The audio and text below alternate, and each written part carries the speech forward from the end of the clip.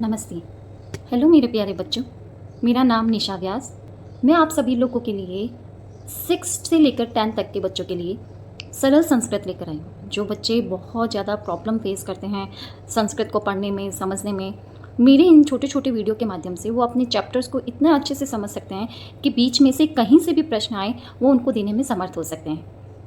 मैं 2014 से संस्कृत शिक्षण कार्य में रहता हूँ और इन 10 सालों में मैंने ये समस्या पाई है कि जो 6th स्टैंडर्ड के अंदर जो बच्चे नए नए प्रवेश करते हैं उनको सबसे ज़्यादा इसी प्रॉब्लम को वो फेस करते हैं कि पहले तो वो देखकर खुश होते हैं कि संस्कृत सब्जेक्ट नया सब्जेक्ट, लेकिन उसकी इतनी पतली सी बुक देखकर वो कहते हैं कि अब तो बहुत सरल है ये एक सब्जेक्ट तो। लेकिन धीरे धीरे जब वो फेस करते हैं कि कहीं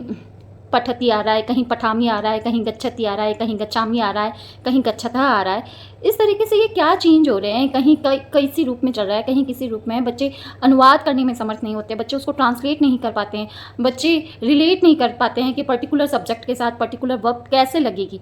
तो मैं प्यारे बच्चों आपके लिए ये छोटे छोटे वीडियोज़ लेकर आई हूँ जिसके माध्यम से आप सिर्फ और सिर्फ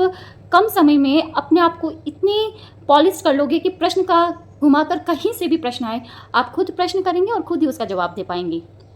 तो क्या आप सभी तैयार हैं मेरे साथ इस यात्रा को करने में? सरल संस्कृत इस चैनल के माध्यम से मैं आपको कक्षा 6 से लेकर 10 तक की सरल संस्कृत एनसीईआरटी का पूरा सिलेबस बहुत ही कम समय में करवाऊंगी। अभी आने वाले आगामी परीक्षा के लिए पूरी रणनीति तैयार की है मैंने कि कैसे बच्चे आने वाले 3-3 चैप्टर बहुत ही कम समय में सरलता से समझ सके और उसे आंसर कर सके। तो मेरे प्यारे बच्चों, अगला जो वीडियो है वो कक्षा 6, 7, 8 सबके लिए कॉमन रूप से यूज़ में आने वाला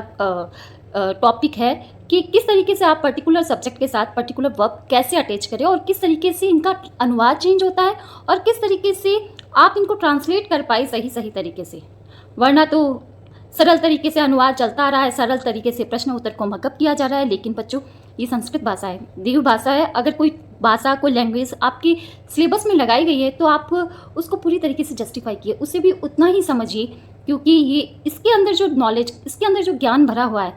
वो मान के चलिए कि जो आधुनिक ज्ञान है उसका वो पूरा सार है, उसके अंदर वो पूरा सार है और उसी का ही यहाँ पर आधुनिक विज्ञान कह दो, आधुनिक चिकित्सा विज्ञान कह दो, चाहे आधुनिक खगोल विज्ञान कह दो, इन सब का जो निचोड़ है वो हमारी संस्कृत भाषा में भरा हुआ है।